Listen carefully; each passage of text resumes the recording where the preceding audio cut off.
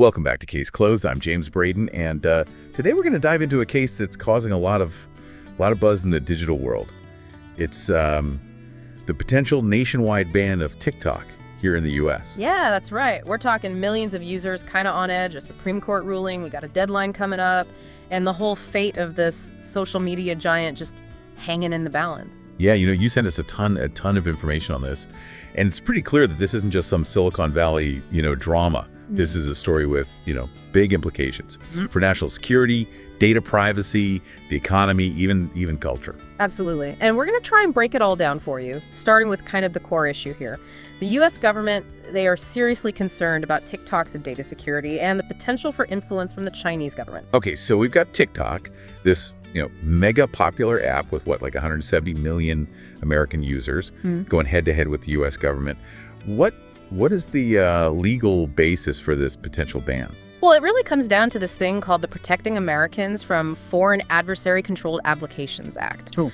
This act actually passed with bipartisan support, and essentially it aims to block apps controlled by foreign adversaries unless the president specifically approves a divestiture. So this isn't just some partisan political play. Both sides of the aisle are kind of on board with this. Exactly. And this act is what led to this, showdown at the Supreme Court. The court unanimously upheld the act, and they set a pretty tight deadline of January 19th for ByteDance, the Chinese company that owns TikTok, to divest its U.S. operations or face a nationwide ban. Wow. Okay. A unanimous Supreme Court decision that really kind of underscores how seriously they're taking this. But let's get into the specifics here. What exactly are these data security concerns that have everybody so worried? Well, critics are really raising a lot of flags about the amount of personal data that TikTok collects. We're talking location information, personal communications, your browsing history. The big fear is that all this data could wind up in the hands of the Chinese government. I can definitely see why that would be a concern, especially in this day and age with data breaches and digital surveillance and all that.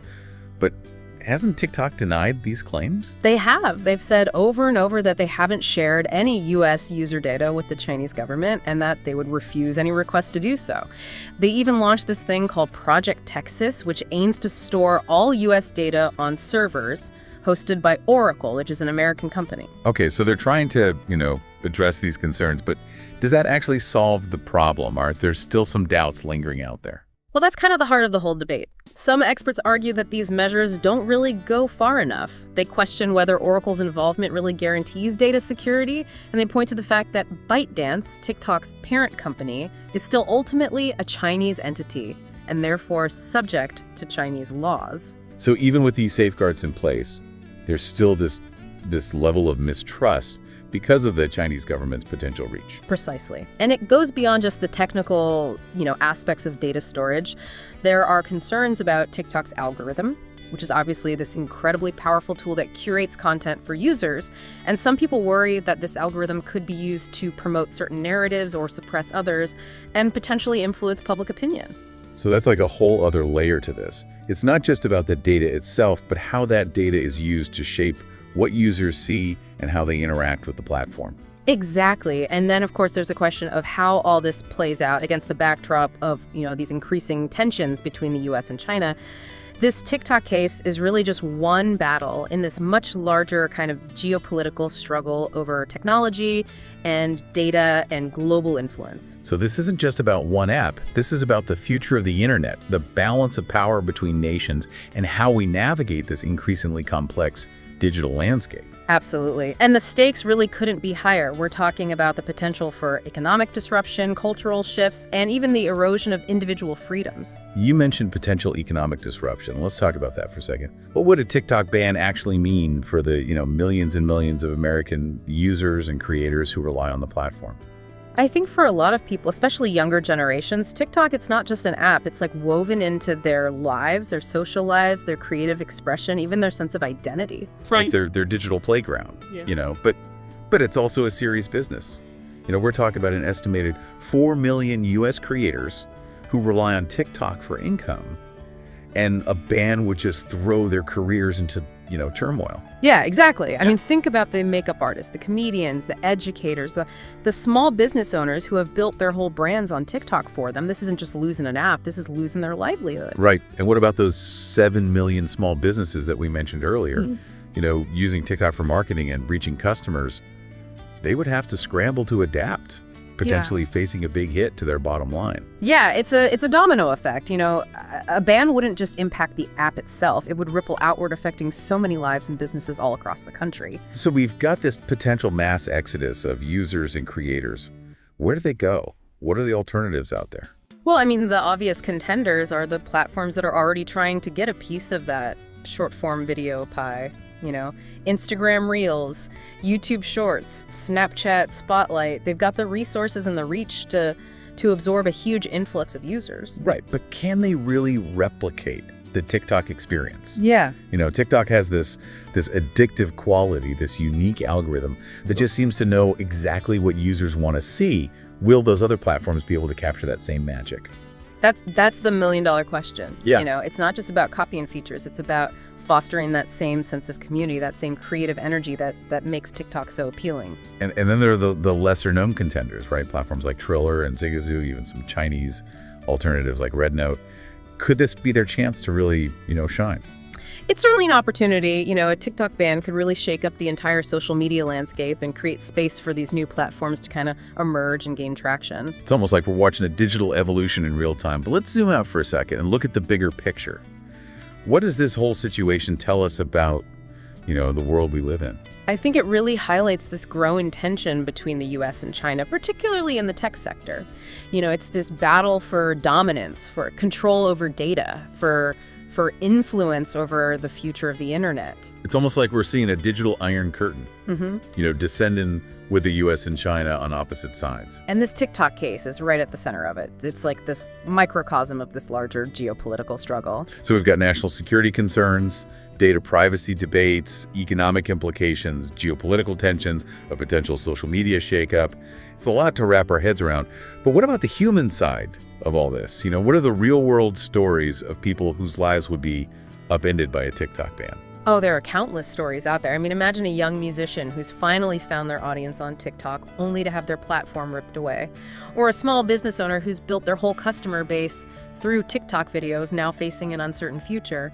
It's heartbreaking to think about, and let's not forget about the potential for social unrest. Yeah. Earlier we mentioned the possibility of riots. Is that a real concern? It's something to consider, this passionate user base, particularly Gen Z and millennials. They might not just take a ban lying down. They've grown up with TikTok. It's become a part of their social fabric, a form of self-expression, even a source of activism. So a ban could be seen as an infringement on their freedom of speech, their right to connect and create. Exactly. And for a generation that's already feeling increasingly disillusioned with the state of the world, this could be the spark that ignites a larger movement. It's like taking away their digital town square. Yeah. Their virtual megaphone. I can see how that would lead to anger and frustration, even outrage. And remember, this isn't happening in a vacuum. We're living in a time of heightened political polarization, social unrest, economic uncertainty. A TikTok ban could be a catalyst for a wider expression of discontent. So we've got this volatile mix of factors, a passionate user base, concerns about freedom of speech, a backdrop of social and political turmoil. It's like a recipe for potential unrest. And it raises the question, does the, threat to national security outweigh the potential for social and economic disruption? It's a complex equation with no easy answers. It really is. It's this balancing act between protecting national security and safeguarding individual freedoms. And it's not just about individual freedoms, it's about the health of our digital ecosystem. A ban on TikTok could set a dangerous precedent, giving governments more power to control what we see, what we say, how we interact online. It's a slippery slope. Yeah. And it raises questions about censorship and freedom of expression and the future of the internet as we know it. Exactly. This TikTok case is about so much more than just one app. It's a test case for the future of digital freedom. Okay, so we've talked about the users, the creators, the businesses, the geopolitical tensions, the potential for unrest, but there's another really fascinating angle to this whole story. The billionaire buyers. Ah, yes. The sharp circle in the waters. Figures like Mr. Beast and Elon Musk have reportedly expressed interest in buying TikTok. It's intriguing, isn't it? These larger-than-life figures seeing potential in TikTok, even amidst all the controversy. They see a platform with immense reach, a loyal user base, a cultural influence that transcends borders.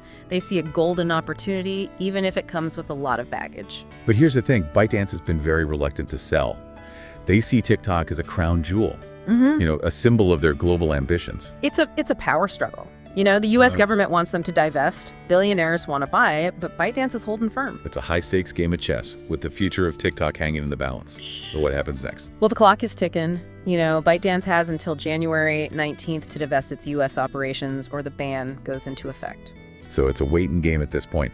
But even if the ban is implemented, there will be a lot of moving pieces. Absolutely. We'll likely see a scramble as millions of users migrate to these alternative platforms. Right. We talked about Instagram Reels and YouTube Shorts and Snapchat Spotlight, but will any of them truly fill the void left by TikTok? That remains to be seen. And then there are the lesser-known contenders, like Triller and Zigazoo, that might try to capitalize on the situation. It'll be a battle for dominance in the short-form video space. And don't forget about the Chinese alternatives like RedNote.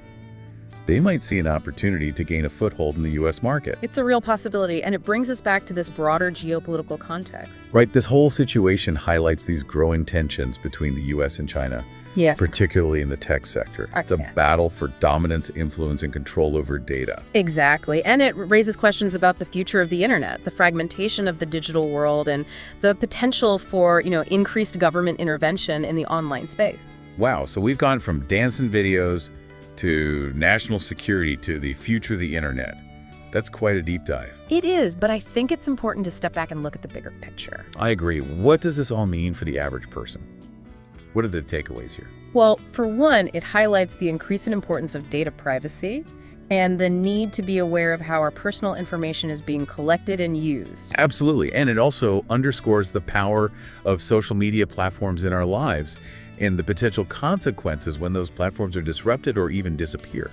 It makes you think about the role of these platforms in our society, their impact on our culture, the need for responsible governance in the digital age. So it's not just about TikTok, it's about the future of the internet and how we navigate this increasingly complex and interconnected world. Exactly. And that brings us back to this intriguing subplot in this whole saga, the billionaires circle in TikTok like sharks. Oh yeah. We can't forget about Mr. Beast and Elon Musk reportedly expressed an interest in buying the app.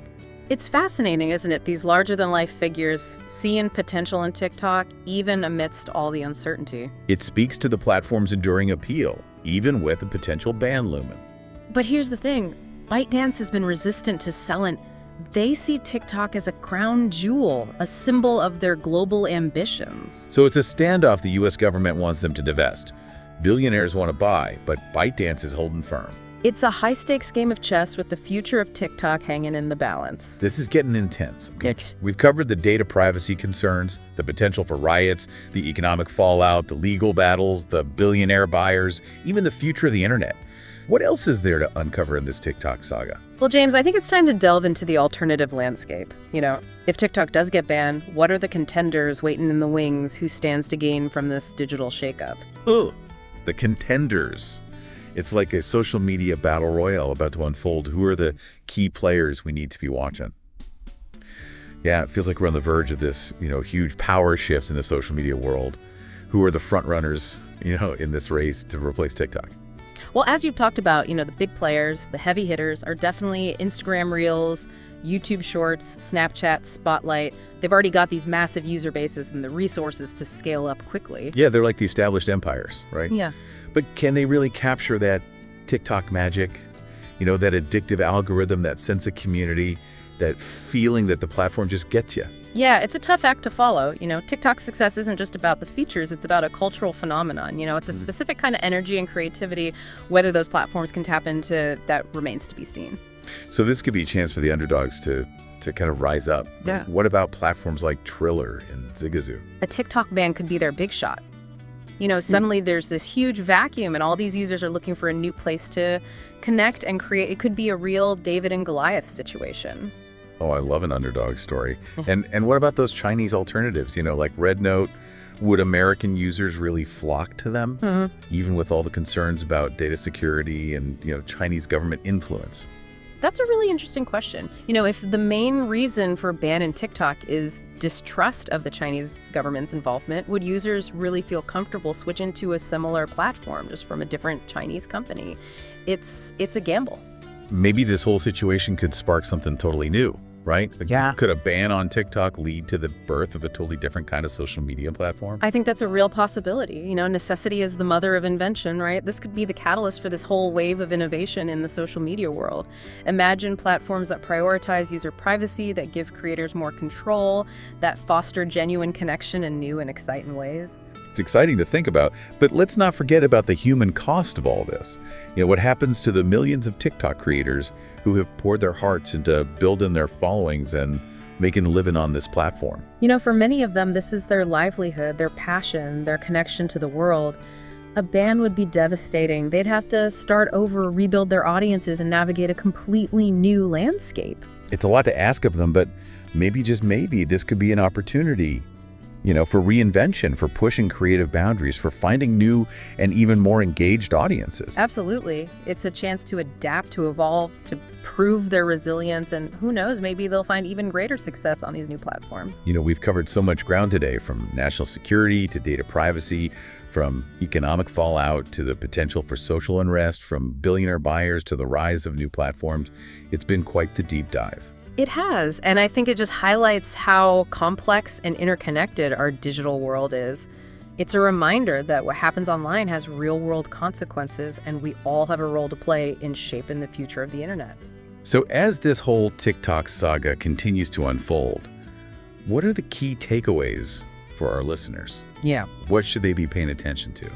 I think first and foremost, this situation is still developing. The deadline for ByteDance to divest is fast approaching, and the outcome is uncertain. So stay informed, follow the news, and see how things play out. And beyond the headlines, this case raises these fundamental questions about the balance between national security and individual freedoms, about the power of technology in our lives, and about the choices we make online. It's a wake-up call to be more mindful of our digital footprint, to understand how our data is being used, and to think critically about the information we consume online. Great advice. And this whole TikTok situation is just a reminder that the digital world is constantly evolving, and we need to stay informed and engaged to navigate it effectively. Absolutely. And who knows what fascinating legal battles await us just around the corner. That's right. We'll be back next week with another deep dive into a whole new case, exploring the twists and turns of the legal world. Don't forget to subscribe to Case Closed on your favorite podcast platform and on YouTube so you never miss an episode. And hit that like button and share this episode with your friends. Let's keep the conversation going. Until next time, stay curious, stay informed, and stay tuned for more Case Closed.